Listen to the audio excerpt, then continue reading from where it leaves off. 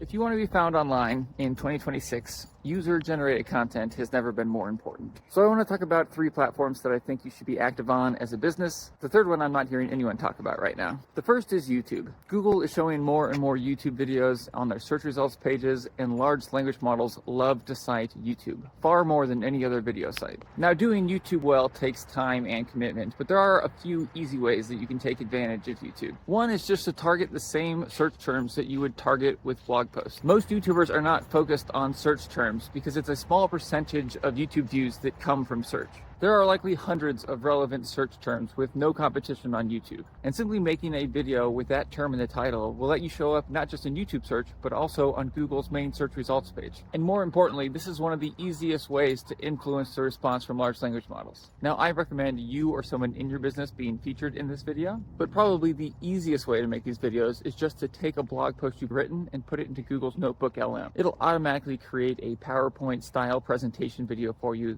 that's surprisingly good. Now, in our experience, these videos will typically fall flat on a brand new YouTube channel, but they'll typically do well on an established one. And if you're going to make videos for YouTube, you might as well publish them to all the other platforms as well. The other platforms aren't cited nearly as often by large language models, but they can still rank in Google search results. We had one client who took up 5 positions on page 1 for one of his main search terms: his blog post, a YouTube video, 2 TikTok videos, and an Instagram post. The second platform you should be paying attention to is Reddit. There's 2 ways I recommend using Reddit, and neither of them include creating a bunch of fake accounts and spamming. If you enjoy using Reddit, just be an active member of relevant communities. Post helpful comments, and when it makes sense, mention your brand without being overly promotional. Once you've earned some karma and learned the rules in the relevant subreddits, you can even make some of your own posts. I think doing this is completely worth it for its own sake. You'll likely get customers directly from Reddit, but it's not the best use of your time if you're trying to affect the large language model's response. And that's because large language models aren't reading every post on Reddit. If you track relevant prompts in your industry, you'll find that large language models tend to cite the same posts over and over again. And they tend to be posts that are 6 months, a year, or older. So you can have a much greater impact by just leaving comments on those few posts that are often cited. Just make sure to mention your brand explicitly and how you could be the solution to the poster's question. And it helps if you use an active Reddit account with some history. Otherwise, you might be setting off some spam triggers. And the last platform you should be paying attention to is Facebook groups. I don't know why no one's talking about this. I think that they're probably not actually tracking large language model responses. In my experience, at least for business-related prompts, Facebook groups is cited almost as often as Reddit. In some industries, it's cited more often. Now, we don't post to Facebook groups on behalf of our clients, so I don't have as much experience there, but my advice would be similar to that of Reddit. Make sure to mention your brand and what it does explicitly,